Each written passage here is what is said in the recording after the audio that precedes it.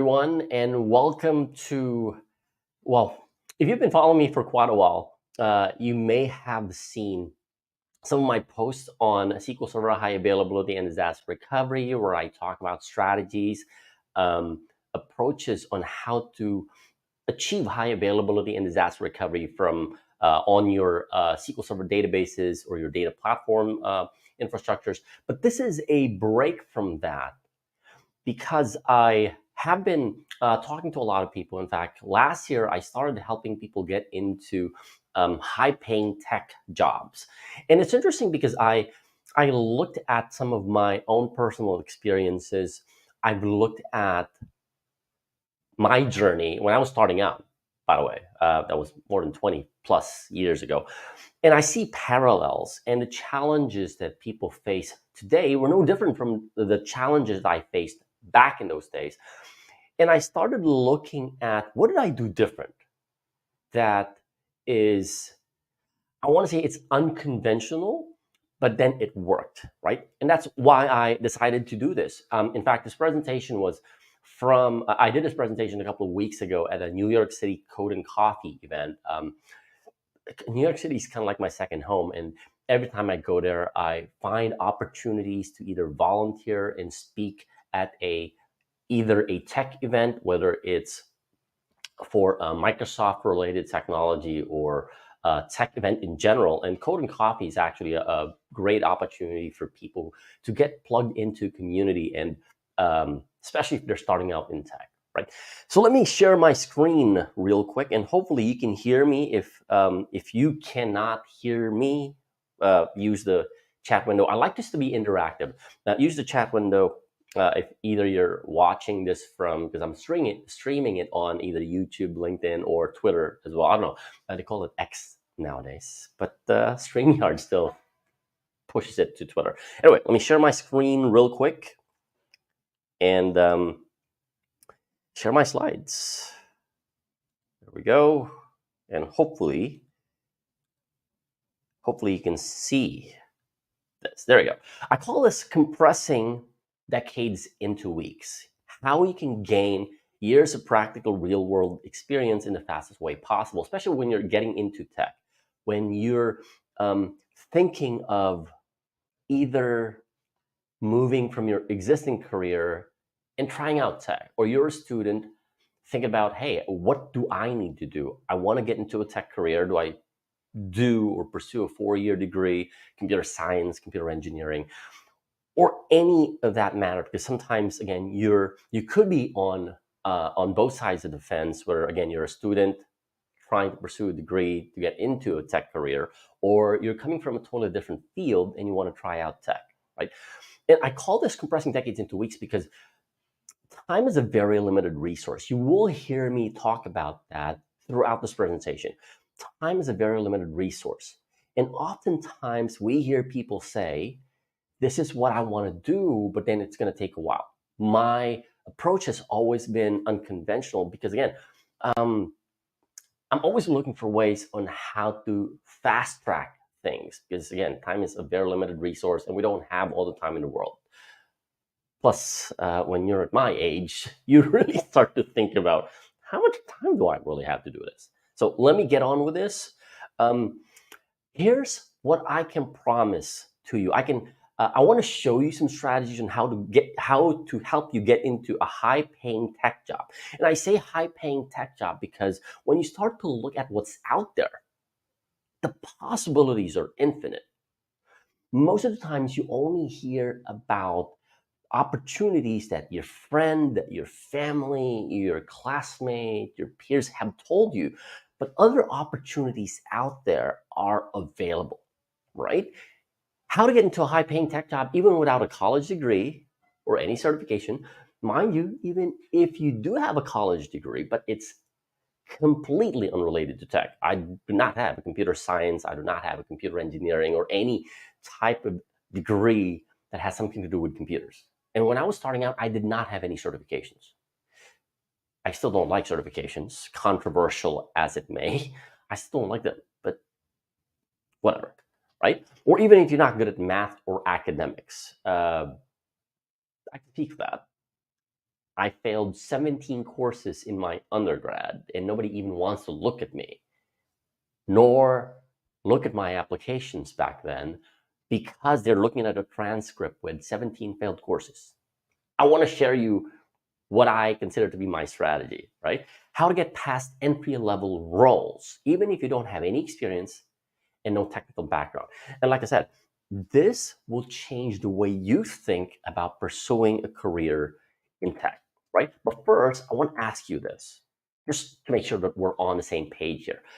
I want you to ask yourself the question, what is your biggest challenge getting into tech? Now, use the comment section and don't rush into this. I want you to really think about it. Use the comment section, answer this question. What is your biggest challenge getting into tech?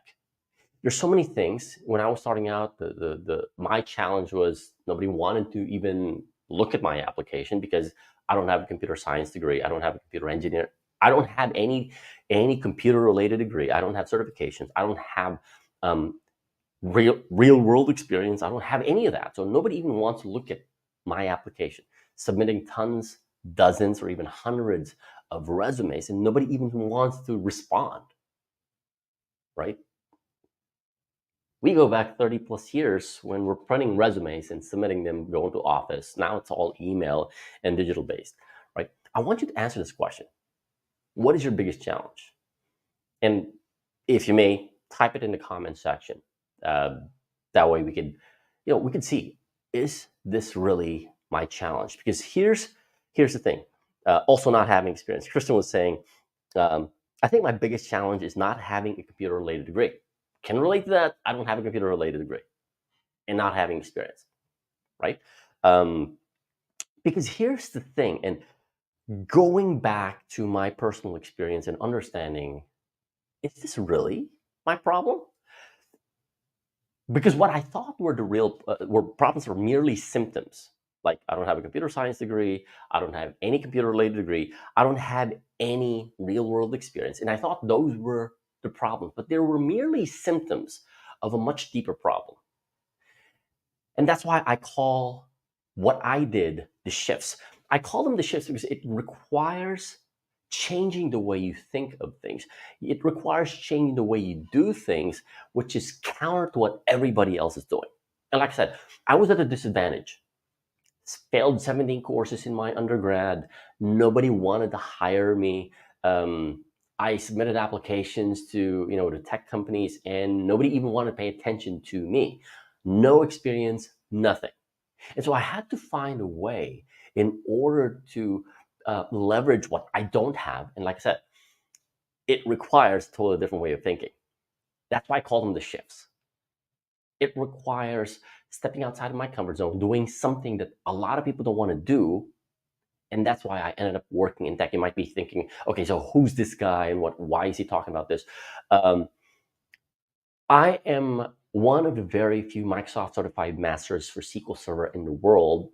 Of course, fortunately, Microsoft killed the program back in 2013, but there's not a lot of us in the world, probably less than 200. And that's not an easy feat.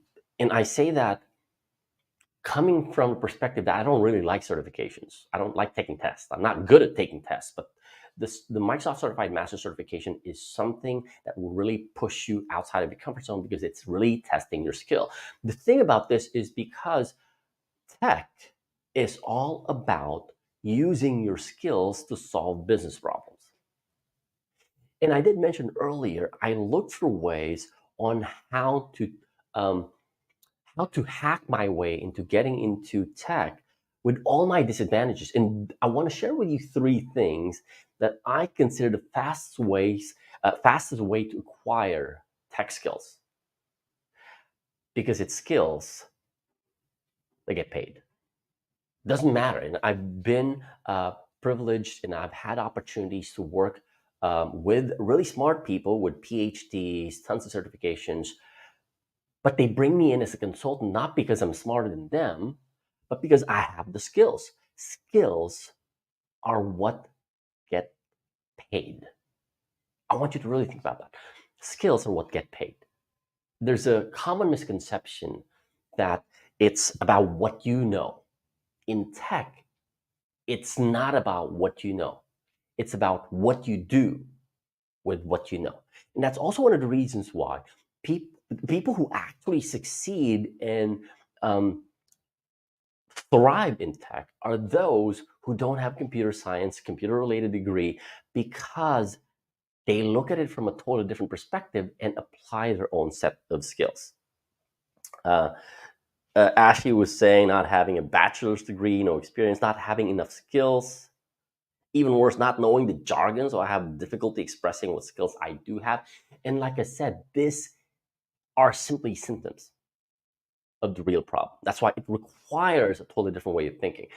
I call this my ultimate hack to explosive growth. And I mean explosive growth because, again, it bypasses everything that people think about getting into tech. You need the 4-year degree, you need Amazon, Google, Microsoft, all of these certifications. You need to get into tech, working as a tech support, entry level job so that I can get my foot in the door. You can bypass all of that if you do these. But, and I say do these, if you do these things, you make a decision to do these things and do them consistently. I've been in the tech field for 25 years now, and I still do these things today. I still do them because this is my edge. And I want this to be your edge as well, right? And like I said, if you do these, you will achieve what most people in IT consider to be impossible. Like I tell them, I don't have a computer science degree, but I've had the opportunity to work with large global companies. And I've had the opportunity to get invited to work with them. Versus when I was starting out, where they don't even want to look at me, they don't even want to look at my application, I flipped it around so that they come to me. But again, if only you choose to do these things. But if you don't do these, you'll struggle like everybody else. That's like I said, it requires a totally different way of thinking, right? And it will take years, even decades, to achieve your goals. That's why you hear people talk about their experiences. I've been in tech support, I've been in help desk for 5 years, and I'm not moving, I'm not growing, I'm not making progress, I'm not getting promoted, I'm not landing those high-paying tech jobs because they're not willing to do these. And I know I've set this up for quite some time. Here you go. Make sure that you have your pen and paper ready. Take notes. Take as many notes as you possibly can. Here's the thing. This is getting streamed on YouTube. It's going to be recorded, so you can go back, rewatch, take as much notes as you possibly can. When the recording comes out, go through it over and over and over again, right? I call these my 3 strategies that will help you compress years of experience into weeks. You ready? Of course. Bit of warning. These are simple, but they're not easy. I just want to set the expectation right. These are 3 simple things. They're simple, they're not easy. You can walk away from this presentation if you're looking for something easy. These are not easy. They're simple. If you do them consistently, you'll get the results. They're not easy. Okay, let's dive into them. And I also want to prefix this. These will push you out of your comfort zone. Why? Because there's a certain trait, there's a certain personality that tech or IT attracts. These are the introverts. These are people who don't want to talk to people. These are people who only want to work on stuff in their computers. And that's why doing these things will push you out of your comfort zones, literally. And I heard someone once say, growth happens outside of the boundaries of your comfort zones. And even if I've been doing this for 20 plus years, I still do them. Some people say, oh, it's easy for you. No, I still push myself outside of my comfort zone, doing things that scare me, because this is how you grow. First one, and I call them guerrilla tactics, because again, it's not something that most people want to do, but they do get results, right? They only work for those who are willing to pay the price. This is what it takes to get the results, right? Number 1, again, get your pen and paper ready. Volunteer to speak at a tech event. Isn't that scary? Volunteer to speak at a tech event. This is technically what I'm doing right now. I didn't volunteer. I just told myself, hey, let's just do this. When I did this presentation at a Code and Coffee event a couple of weeks ago in New York City, I was thinking, wait a second, what can I do in order for me to push myself outside of my comfort zone to do something that's scary? Man, this is scary. And besides, I don't know these people, right? Volunteer to speak at a tech event. Why do you think that is going to accelerate building skills? But here's the thing. It will force you when you're, let's say you put it on your calendar, you look for a tech event, so, something that's community sponsored, something that's vendor sponsored, and then you volunteer. In 4 weeks, let's say the event's going to be in 4 weeks, you will be forced to become a subject matter expert on a tech that you're not even proficient at. So let's say you're trying to learn SQL or SQL, depending on how people pronounce it. I'm in the data management and analytics space. So let's say you want to learn SQL or SQL or however people want to pronounce that, and you don't have a clue at all what SQL is. Just volunteer and say, I want to speak, I want to present about how you can learn SQL even if you don't have any background, because that's what you are currently. I don't have any background, I don't have any experience, but I want to teach you this. You will be forced to learn SQL in 4 weeks. That's a lot of pressure. And there's higher stakes. At that point, you don't want to look stupid in front of a dozen or more people. So it will literally force you to learn something that you haven't known before. A lot of people ask me, so how do you pick up on these new technology like Docker containers, Kubernetes, Python? How do you pick up on these? Well, I technically do this. I volunteer at a tech event, a community-driven event, and raise my hand and say, hey, I'll speak at your event. And even if I don't know anything, and this is what I did. In fact, this is exactly what I did when I was learning Docker containers about 4 or 5 years ago. Didn't know anything about Docker, but I knew I had to pick up on it, or I had to pick it up and learn it. So what I did was, even when I didn't know anything about Docker, other than the fact that I can spell it, I volunteered at a community event and said, I want to do a presentation about Docker containers. And in the span of 4 weeks, I had to do everything and anything to learn it. Before I started my presentation, I was a subject matter expert. I mean, not for the entire ecosystem, Docker ecosystem, but the thing is, I knew what I was talking about, and I could show you. Why? Because I had demos showcasing how I can run Docker commands, pull an image and all these things, and then showcase that I can actually do it in 4 weeks. Well, you can push yourself completely outside of the comfort zone if you want to do it in 2 weeks. Totally up to you, right? It will improve your presentation skills. Like I said, there's a certain trait, there's a certain persona that IT attracts. These are people who are highly introverted, people who don't even want to talk to people, like just talk to me on chat or Teams or Slack or Discord. Just talk to me on those channels, but don't talk to me face to face, right? There's a certain trait, there's a certain personality type that IT attracts. And that's why they don't even want to do this. They don't want to do presentation skills because I don't know how to. It forces you to do things that most people working in tech don't even want to do. That in itself sets you apart from the rest. I couldn't tell how many times that I worked with people who had PhDs, advanced degrees, dozens and dozens of certifications. But when you ask them, what is it that you exactly do? Even though what they do matters so much in the company, they couldn't communicate it. And so if you cannot communicate what you do, the perception is, so why are we keeping this guy? Doing a presentation, doing a talk at a tech event forces you to develop a skill that would already help you get ahead of everybody else. Plus, this is what I really like, and I learned this.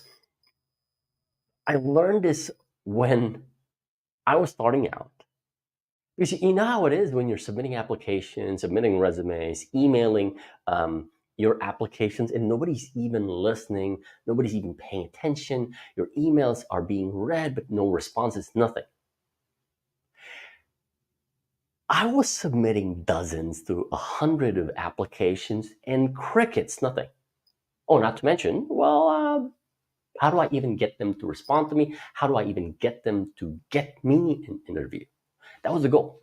But when I'm up there speaking, not only am I the subject matter expert at that time, if it's a 1 hour thing, I am the subject matter expert in that 1 hour space. People are listening to me. I'm showcasing my skills. There's no question about the fact that I know what I'm talking about, because you can see, if this was a computer screen or a screen, a projector screen where you could see what I'm doing, you could see what I'm doing. So there's no question about my skills, because you are seeing it with your very eyes. It's different in a conversation. It's different in an interview, because, well, you could bluff your way through an interview and then get the job. But if they're seeing your skills in the projector screen, nobody can question that. Oh, and by the way, they now come to me, because now they're asking questions. They're presenting their challenges. Not to mention, somebody in the audience might be your potential boss looking for their next hire. And I use the example of how I got my very first official tech job. No computer science degree, no computer related degree. I volunteered. Again, I was using this as a hack. I volunteered at a Microsoft event. There was a vendor booth. You know how it is with big events. There was this vendor booth. They were a Microsoft partner, and they left the booth. I was there minding my own business. And because I was the only person in the booth, everybody thought that I worked for this vendor. Came to me, asked me questions, and I was fielding these questions from the attendees. A guy from Microsoft heard me and asked, "Hey, do you work for Microsoft?" Like, no, I don't work for Microsoft. Couldn't say, I don't have a job. I'm looking for one. They came to me, they asked me questions, and here comes the vendor. They were the ones who were manning the booth. They probably went out, grabbed some coffee. They came back and they saw me fielding questions from the attendees at that conference. And like I said, I was just volunteering. I wasn't even speaking. I just volunteered. They heard me. I was fielding questions, and they asked me, "So, do you work for Microsoft?" I said, "No, I didn't work for Microsoft." "Do you work for anybody else?" "No, I did not." "Do you want to come work for us?" That was the fastest interview I did, and they told me, "Come to the office tomorrow." Next day, I went to their office. All we did was sign HR documents and my employment contract. That was it. That was it. And the thing is, most people think I have to go through all of these things, submit applications, um, submit resumes, and crickets, right? What if you put yourself out there and they come to you?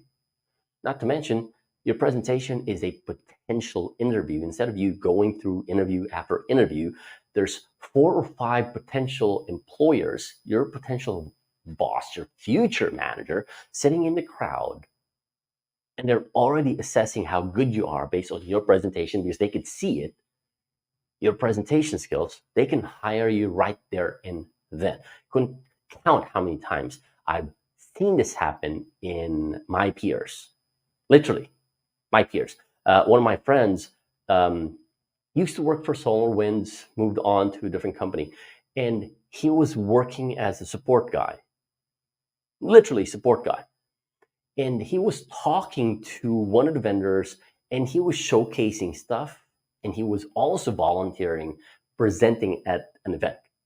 Vendor walked in, and the amazing thing happened. The CEO of the company, that software vendor, saw this guy and said, "We have a lot of questions. You mind coming by the office tomorrow?" He did, and that was the interview. He didn't know it was an interview. All he knew was he was being invited to an office because he has a lot of feedback. He has a lot of opinions about the software. And lo and behold, they invited him to work for them through that meeting. That's it. No formal interview, nothing, no nothing like that. And these are opportunities that happen when you put yourself out there, right? Again, I did prefix this by saying this is not easy. It's simple, it's not easy. Okay, that's the first one. The second one is to write an article or a blog post, right? But I'm not a writer. Like, true, but then I did say it's not easy, right? Write an article or blog post. There's a reason why I write. Number one, well, I write for a couple of different reasons. Number one is I don't remember everything, and I hate memorizing stuff. I write because I want to remember what I have written, what I have done in the past, because I can only repeat what I have written down. I have notes from way back when I built an entire environment from start to finish. I can repeat the process. I can automate the process because I have written down documentation. But here's the reality. No tech person, well, I don't want to say no tech person. Very few tech person would say, I love writing documentation. In fact, the biggest challenge when you're working in tech is you barely write documentation because there's always something to do. Besides, who has time to write documentation? I do this because I want to make sure that I can repeat what I've done in the past. And the only way I can do that is by writing it down. I have proof. And this proof is on the internet. Although the joke is, everything on the internet is real and true. The thing about this is when somebody asks, hey, especially when I'm doing presentations about a specific technology, they would ask me questions and I said, I've already written down how to do that. Let me send you the link. And because I was the one who wrote it, they're getting it directly from me. I don't have to repeat myself. Here, read it. If you have questions, come back to me. And because whoever's reading the documentation, whoever's reading that article or blog post, they will also do the exact same thing that I did. Walk through the process of, I'm going to use the same example I used earlier. How to learn SQL when you don't have any background. And they would follow those processes. They would follow those steps. Next thing you know, they're also learning that technology, following your process, and it's proof that it actually works. And then they would forward it to their friends, they would share it. I couldn't count the number of times that I would see an article or a blog post that I've written being referenced by people in the community. Of course, this is also a great interview conversation. Hey, have you done anything like this? Yeah, here it is. I've written an article on. And there's no question about the fact that you can actually do it because you've written it down, you've tested it. Besides, just like doing a presentation, you don't want your blog post or your article to be scrutinized for the technical details that are not as accurate as what you. And of course, it happens. Software will always have bugs, but then you've done it, so you know how to do it again. It's repeatable, right? It's collection. I can only remember ideas that I have written down, presented on, responded to. I remember a couple of years ago where when somebody asked me about how to do X, and that X is a very complicated process, but because I wrote it down, all I did was, here's a blog post or an article that walks you through how to do exactly what you're looking for. And I also couldn't count the number of times that I have been the recipient of a referral. Remember, this goes back to when I moved to Canada back in 2008. I was invited to join a company to move to Canada because somebody read an article that I've written. Somebody saw a presentation that I did. I'm combining those two. Somebody read an article that I wrote or a blog post that I wrote. Somebody saw a presentation that I did. So it compounds. Plus the fact that you now have an artifact of your expertise on the internet. right? I got a third one, of course, third one, and that is answer questions on public forums. There's a ton of them. Stack Overflow, Stack Exchange, Microsoft Answers, name it, right? Um, Here's a screenshot from Stack Overflow on React.js. If you want to learn about React.js, there's a ton of questions there. There's on Python. This one is for Azure Database for Postgres. Now, there's a common misconception when dealing with questions on forums. Like, I mean, how do I even answer a question when I don't even know, right? Most of the time, we assume that we can only answer questions that we have an answer to. My approach has been, I don't know that, I'll figure it out. And if I can answer it at the end of the process of discovery, then I'll post my answer. You don't need to know the answer right there and then. You can figure it out. Here's an example. This one is from Reddit. I hang out on forums. In fact, I've been doing this since '99. I was privileged enough to learn how to write code from somebody that I only met online on IRC way back in and I don't even know who the guy was. He helped me learn how to write code. And that was the time when I told myself, I don't know if I can find the guy ever again, but I will do my best to help somebody else out there, whether it's on a forum or news group, an email, on social media, answering those questions. And it helped me refine my skills. What do I mean by that? This is a question from a couple months ago. And I want you to really pay attention to this. Read a question, totally up to you. He was asking about a specific issue that he was dealing with SQL Server. And again, that's my key area of expertise, SQL Server. My subject matter expertise is SQL Server, high availability, and disaster recovery. He posted this question and says the application admins are unable to troubleshoot this because of a lot. Wait, let's backtrack a bit. I highlighted that phrase that he put on the question to emphasize that people out there are getting paid even when they don't know what they're doing. That's exactly what this guy told me on his post. There are people who are getting paid really well, but they couldn't do the job. And that's one of the reasons why I said in the beginning or earlier is that in IT, in tech, you don't get paid for what you know. You get paid for what you do with what you know. And so I filled this question in, and of course, I think it's in German. I open up Google Translate, copy the error message, put it out there until I recognized what the error was. And all I did was make an assumption based on the question.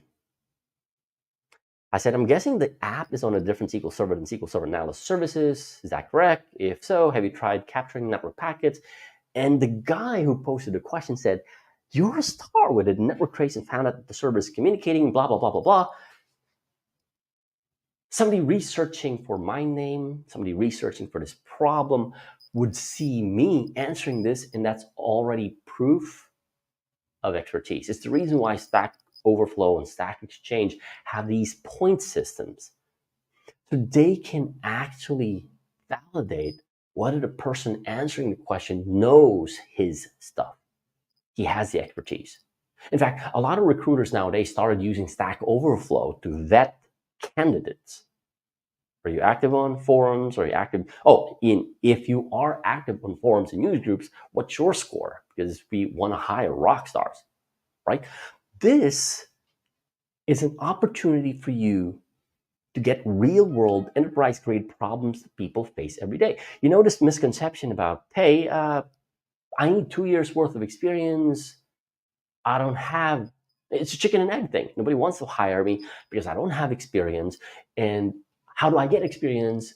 Because nobody wants to hire me. This is real world enterprise grade experience. Somebody described a problem. I just happened to know how to recreate the problem. And when you're recreating the problem, you are getting real world experience. I remember my very first official job as a data center engineer. Brought in, it's a global tech company. I was going through the interview with the manager, hiring manager that is, and asked me one question. The question was, do you have experience with production environments? And when I say production environments, these are environments where you're not allowed to touch them unless there's official approval that you can make changes, roll out code. And I said, no, I don't. Didn't want to lie. I don't have experience, but I know this platform and this technology better than any of your engineers. And I knew that because they wouldn't be hiring anybody if they had somebody on the team who knows this thing. I also knew this because this is exactly what I did. Would go out on forums, news groups back in the days, and I still do this to this day. I still do this because I also want to understand what environments, what situations, what problems people are facing. And if I've encountered it in the past, how did I deal with it? If not, I will research how to solve the problem. It develops my thinking abilities, it develops my problem solving skills, and it also builds more experience. So going back, during the interview, the hiring manager asked me, do you have experience with this? And I said, no, I don't. But I know this platform, I know this technology better than anybody else on your team. How did I get that experience? Through this. Through answering questions on forums and news groups. And like I said, this is a hack. Some people would say, but I don't have any time to answer questions on news groups. It's a lot of time. Of course it is, but it's also a lot faster than you going through 4 years of computer education, going through computer science, computer engineering. It's faster than going through certifications after. It's faster than getting experience on the job for 2 years. You can do this in a week. The better you get at this, you can do this in 2 hours. So now you're compounding that experience in 2 hours versus 2 years.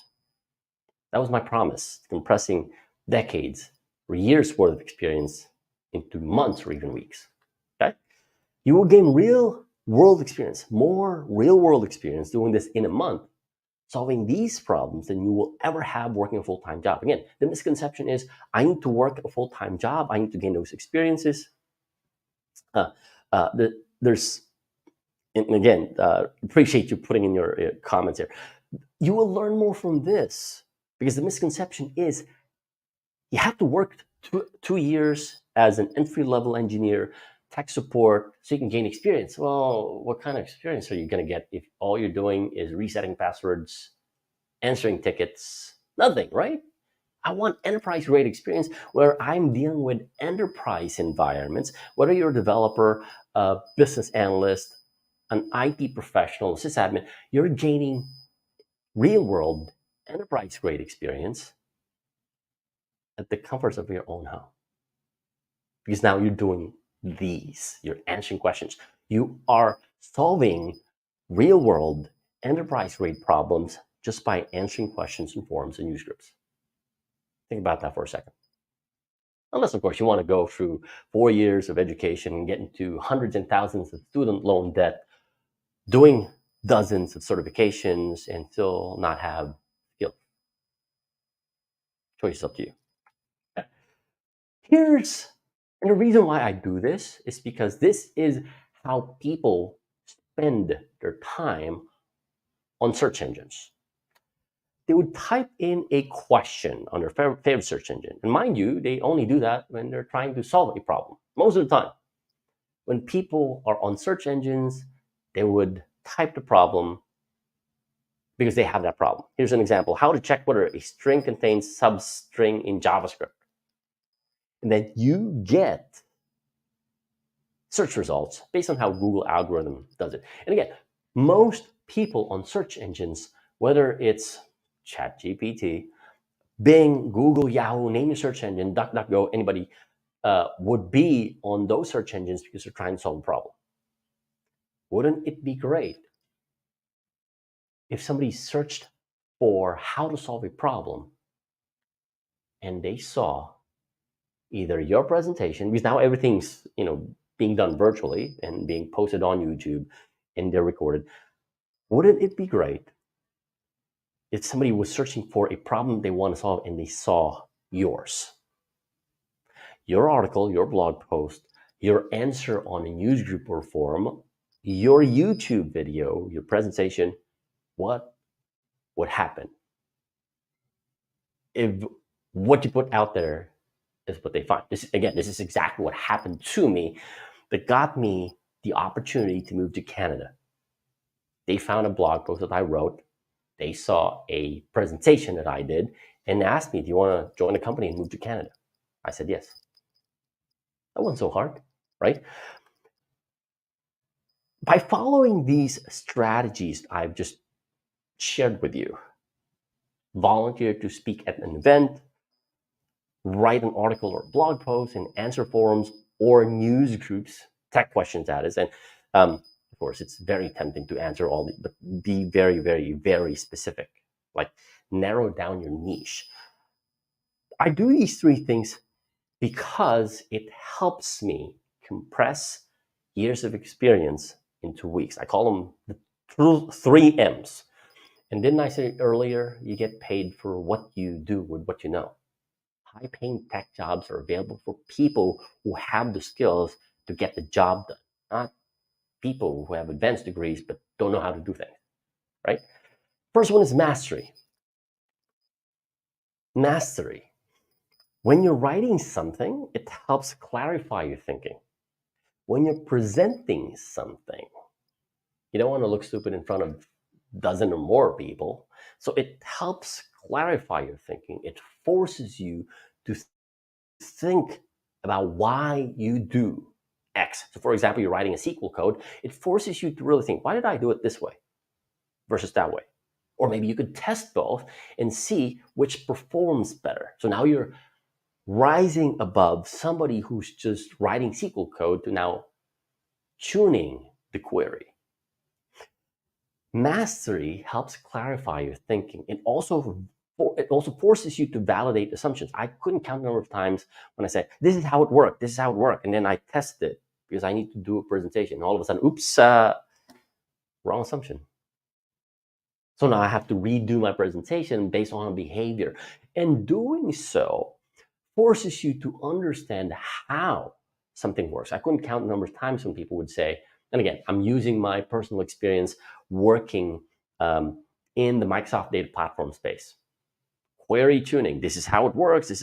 But unless you know how things work under the covers, it is very difficult for you to implement a solution that would eventually solve the problem. Indexing is a very good example. Most people say, tweak this query, tweak this, but yeah, but how do you know that SQL Server or Oracle or MySQL would actually do this the way you want it done?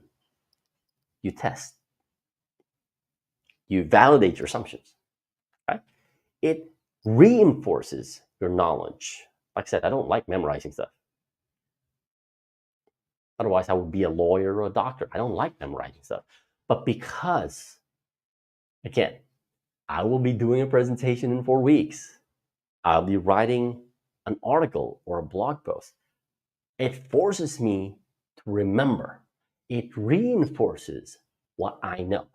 That is how you become a subject matter expert. It's repetition of what you already know. I think it was Bruce Lee who said, I fear not the person who can do 10,000 kicks. I fear the person who can do one kick 10,000 times. That is mastery, right?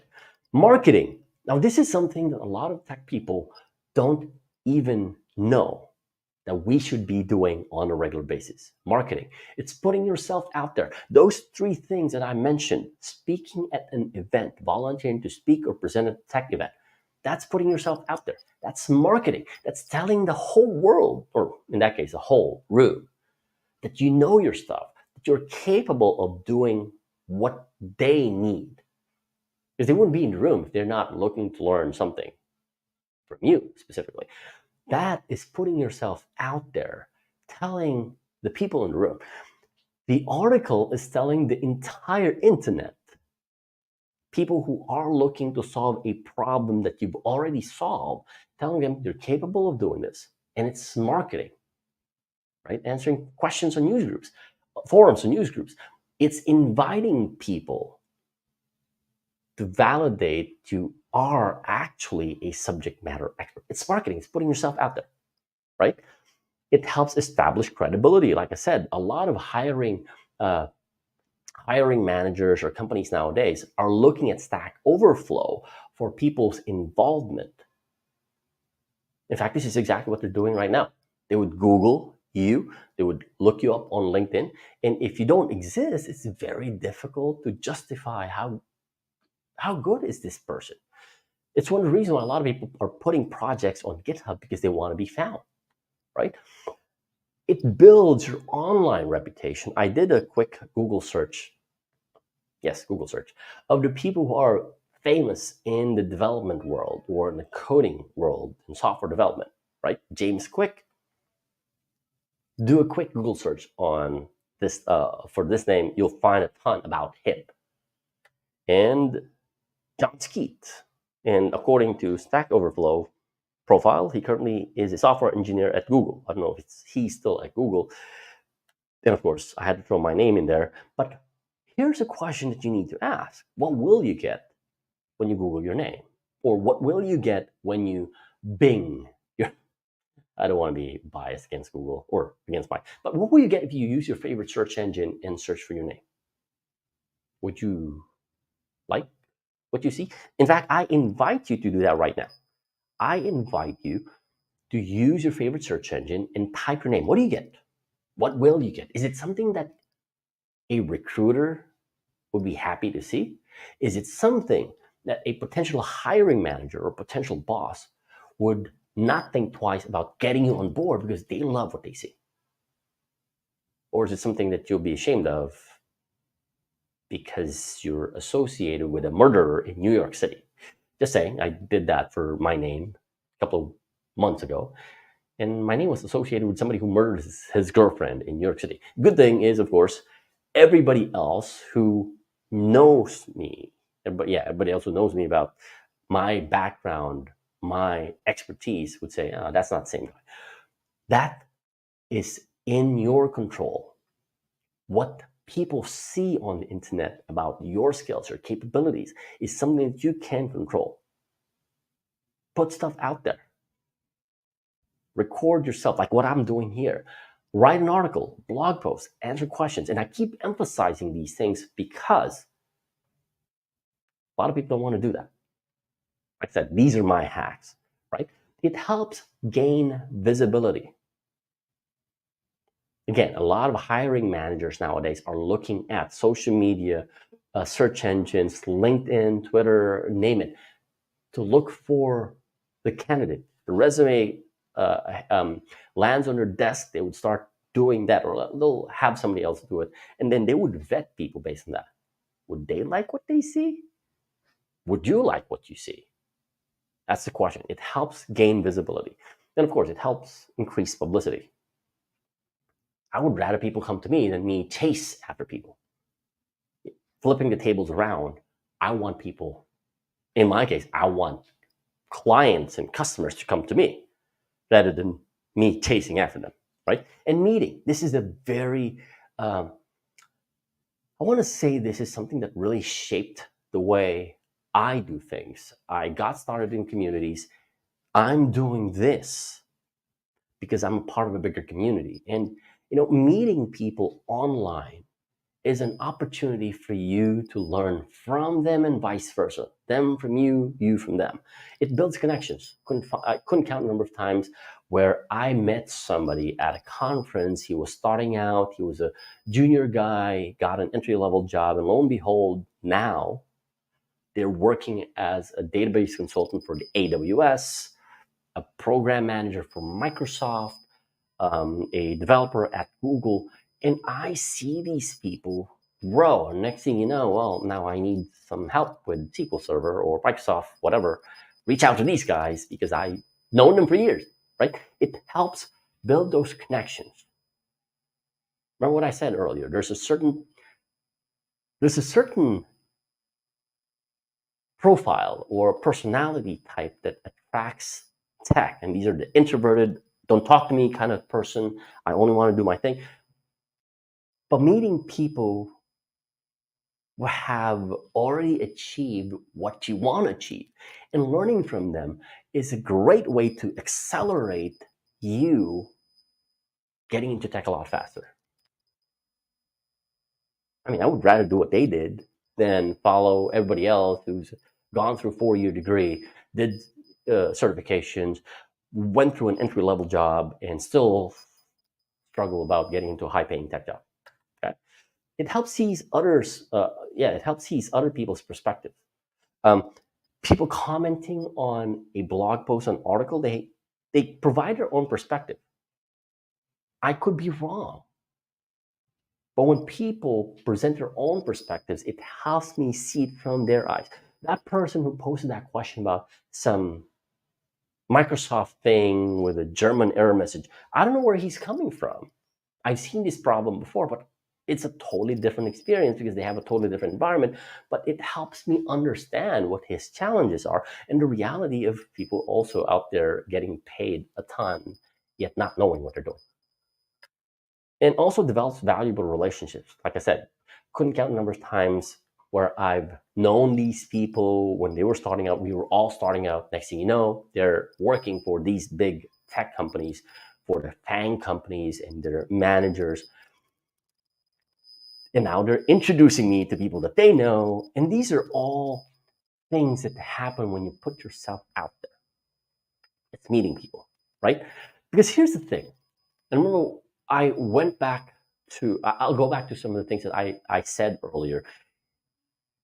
It's never about what you know. When you're in tech, it's never about how much you know. It's about what you do with what you know. But that's just the beginning. Those who really thrive in tech, those who get the high paying jobs, are not just people who know how to get a job done. They are leaders. When people see an article that you've written, you become a subject matter expert. You are driving and creating this perception that I'm here, I'm taking a stand, I'm making a statement that this is how I do things. You're a leader. You're a thought leader, right? I've spent so much time in the past when I was still a part of the Microsoft MVP program where we are testing new features even before the product comes out. So by the time a product is released, a certain version of it, we've already tested a bunch of those and people come to us because we've established that credibility. Other than the fact that I know exactly what I'm doing, they see me as somebody who's out there leading the crowd on how to use the specific technology, right? You're a trusted advisor. You've tested it, it works, it doesn't work. And of course, one of my biggest advantage not working for these big tech companies is I'm unbiased. This is exactly how I see things out in the field versus I'm just trying to sell you a technology. No, for me, technology is all about solving business problems, and being a trusted advisor means I would provide a solution based on what the business needs, not based on what I can do for you. If what I can do for you will not benefit the business, then there's no point. It also helps you establish yourself as a consultant. People come to you for answers, and not just answers, but answers that would help them solve their problem. I couldn't count the number of times when people want answers, but they're not willing to do whatever it takes to solve the problem. Again, in tech, you're getting paid not for what you know, you're getting paid for what you do with what you know. Technical expert, again, it's beyond knowing how to do the work. It's becoming the person that companies, that people want to work with. You don't want to be the smart-ass jerk that nobody wants to work with. You want to be the person who wants people who want to. You want to be the type of person who people wants to be around with because they love working with you. They enjoy working with you, and they want to bring you on the team because they love you, right? But this is, I know I've shared all of these three things, and it's something that I did when I was starting out. But I wish I'd known this earlier in my career. it wouldn't have taken me this long. It took me about 10 years to really tighten things up. And like I said, people working in tech or tech in general attracts certain personalities, one of which is I'll figure things out on my own. I'm not going to ask for help, because asking for help is seen as a sign of weakness, especially in Silicon Valley culture and in high tech, where asking for help is seen as a sign of weakness. And I wish I had learned this a lot sooner. And it's invest in mentoring. Because everyone should have a mentor. The way I look at this is, and I'll use this story. We were watching a hockey game. I'm not a big sports fan, but we were watching a hockey game, and there was this one guy from the sidelines telling the players how to do their job. You should have blocked this. You should have done this. The goalie should be this. And I was thinking, how many games has this guy ever won? Oftentimes, we listen to advice from people who are well-meaning people, like our parents, for instance. Go do a 4-year degree, get a diploma, get this and get that, and go do this thing because you need to get your foot in the door. We listen to well-meaning people because they have our best interest in mind. But we never ask the question, have they ever achieved what we want to do? Why would I listen to somebody from the sidelines coaching or screaming game strategies for hockey players when that guy has not even won the Stanley Cup? I would listen to Wayne Gretzky, and I would do everything he tells me to do if I want to be the greatest hockey player of all time, because that's Wayne Gretzky. My mom and dad, they don't even know how to play hockey. My friends, they know how to watch hockey, right? But everyone should have a mentor. And again, I should have done this earlier in my career, where I should have asked for help and reached out to people who have already accomplished what I wanted to do. It could have made the journey a lot faster. But again, don't make the same mistake. And that's why I'm including these here. In addition to the 3 things, I'm including this here because this fast tracks everything even more. Because a mentor would teach you the things that you need to do and the things that you can avoid. People say you learn from your mistakes. What if I can avoid those mistakes in the first place and learn something new? What if I would follow the advice of the person who has already made it to where I want to go? Avoid the pitfalls. That would shave years off of experience so that I can gain more positive experience, right? Because mentoring brings 2 things. Number one, it brings new ideas. You wouldn't have had these ideas of, hey, I should do a presentation at a tech event. I should write a blog post, an article, or I should answer questions. If you haven't been on this webinar, you would not have had those ideas if you haven't been on this webinar. It may take years. In my case, I didn't have any option. I had to do those things. But you wouldn't have had those ideas if you weren't here. That's the power of mentoring. They have ideas you've never thought of that would accelerate, that would hack your way a lot faster than what most people did. Like I said, I had to learn it the hard way, but I also had to learn what most people don't want to do.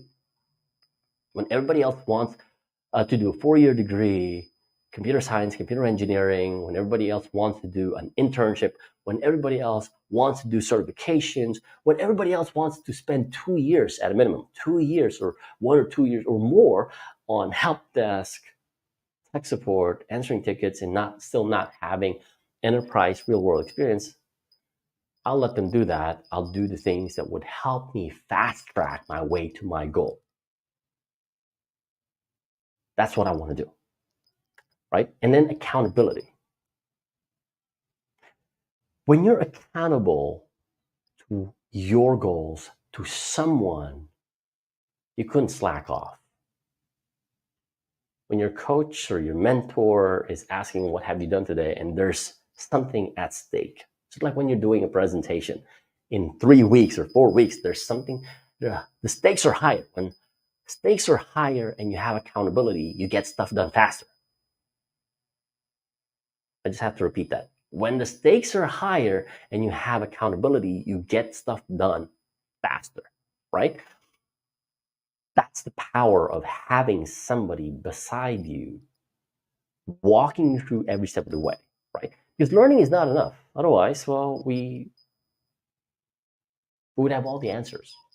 Everybody has a smartphone on their hands right now. They could Google, they could search, they could take courses, they could do all of these things. In fact, I know people who collect courses. They would have subscription to Udemy, they would have subscription to Pluralsight, and do all of these things. When you ask them, what did you do last weekend? Watch Netflix. Learning is not enough. You need to take action. Those three things that I suggested forces you to take action. But without a mentor, you could start doing all of these things and still run around in circles and get overwhelmed with so many things, right? Taking action is the only way for you to get results. That's just a fact. That's just the truth, actually.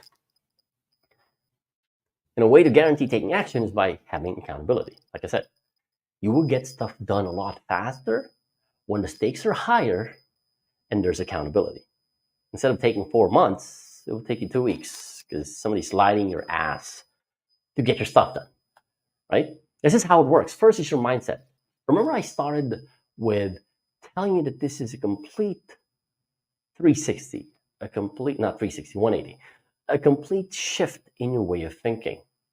To be open to the idea that you need to do things that most people don't want to do. You have to change your mindset. You have to change your way of thinking. You don't need a computer science degree. You don't even need a degree in IT. Even when people say, but then I'm not going to be up for promotion, I know people who run companies who don't have a degree. But it requires a totally different way of thinking. It requires a shift in your mindset, your beliefs about what is possible. Probably before coming to this webinar, you think, I need to go through a 4-year degree. I need to get a computer-related degree. I need to do internship. I need to do 1 or 2 years in help desk and tech support. I need to get an entry-level job.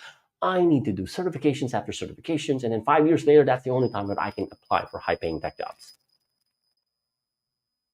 That's what you thought was possible until you've seen this. And then the quality of your ideas, right? And then the actions, like I said, the only way to get results, the only way to accomplish your goals, the only way to get to where you want to go is by taking action. None of this would matter if all you're going to do is sit around and wish. Wishing doesn't get you anywhere. Taking action does, right? What you actually do. And outcomes. The only way to get outcomes, the only way to get results is to take action. And to change your outcome, you need to change your mindset and your actions. You can't do the same thing over and over and over again. I think it was Einstein who said, doing the same thing over and over and over again, expecting a different result is the very definition of insanity. If what you're doing right now isn't working, change it. But you can't change what you're doing right now if you first don't change your way of thinking, if you don't shift your way of thinking. That's what's possible with this. You need a new mindset, a new plan of action, and accountability. And that's why I said everybody needs a mentor. You need a mentor. You need somebody to hold your hand to make sure that you're actually doing what you need to do and get it done faster. That's about it for this presentation. And I'm going to post my I'm going to post my contact information there. Reach out to me. I'm reading some of the comments that are coming in. First thing will say my LinkedIn pops up now, but I would like to see more associated with myself in the tech space. Says good content. You upload these in YouTube. Oh, by the way, the recording is going to get posted both on LinkedIn, YouTube, I think on Twitter as well, or X name. What was I thinking? Yes, reach out to me on Twitter, on LinkedIn. I should start saying X. Reach out to me on any of those social media platforms. And of course, do a quick Google search of my name. It's easy to find. There we go. And this, again, I've shared these strategies, but they're useless unless you take action. They're useless unless you take action, right? I also, I'm going to put my calendar out there. If you want to dive deep, you might have questions about, hey, there's so many options out there. I don't know which one to pick. And that's also one of the things that I mentioned earlier. If you're on your own trying to figure these things out on your own, you're wasting a lot of time. Don't do what I did in the past, where I did everything to find what I really wanted to do. Somebody else has already figured out what you wanted to do, what you wanted to accomplish. It's a lot faster to just reach out, ask for help, and get them to help you. Use that link on the screen, schedule what I call a strategy session. It's a 30-minute kind of a discovery call and really understanding where you're coming from, where your background is, and what your goals are, and how to get those goals. Like I said, what I shared with you is simple, but it's not easy. Otherwise, people have already done it. And I also don't want you to be in a situation where you're trying to figure things out on your own. 5 years, 10 years, 20 years later, you're still stuck in a job that you hate. Most people would say, I want to be in tech because it pays well. You don't want to get paid well, yet still be miserable because you don't like what you do. And that's what that opportunity is all about. Reach out, use that link on the screen, schedule a strategy session. Let's have that talk. And if there's an opportunity for me to help, I'm more than happy to do that. If not, I will steer you in the direction that would help serve you best. But no matter what, you're going to get the most out of that conversation, because the way to really achieve your goal is to first be clear about what it is that you want. And that would, that 30-minute call will be an opportunity for you to really think about what is it that I really want. Okay. And it's also one of the reasons why I tell people, don't do anything unless you're really clear about what it is that you want. It could be a discovery of trying to know exactly what it is that you want, but don't waste your time. Don't waste 4 years of going through university, getting into a ton of student loan debt just to figure things out. I mean, ask about 70% of the people in university why they're in university, why they're pursuing a degree, and they'll tell you they don't know. So yeah, use that opportunity, schedule a strategy session. Let's have that conversation, right? Thanks everyone for joining in. Like I said, at the end of this, everything will be pushed to to LinkedIn, YouTube, Twitter. Watch the recording. Take as much notes as you possibly can. Learn, glean, and most importantly, take action. Because that's the only way for you to guarantee getting results. Even if that action is using that link and scheduling a strategy session. Chloe was saying blog posts and forums, I already see. That's your advantage. I didn't like writing when I was starting out. I just had to force myself. I knew I had to do it. You know how it is with exercise? You don't want to exercise, but you have to do it. That's how I did with writing for 10 plus years until I realized, hey, I kind of love this. It took me 10 years to admit to the fact that I didn't like what I was doing, yet I'm getting results from it. So go for it. All right? Thanks for joining in. And again, look for the video recording on YouTube, on LinkedIn, and on X. It feels weird to say X, but go watch the recording after it's published. Go through it again and again and again, and take as much notes as you possibly can. Enjoy the rest of your weekend. Hopefully I get to do this more often with this topic, because most of the time it's all about my key area of expertise: high availability, disaster recovery, business continuity. But I feel like this is something that the community, that you specifically, would be benefiting from this, especially if you are, you're on your journey in pursuing a tech career and you feel like you're not making progress.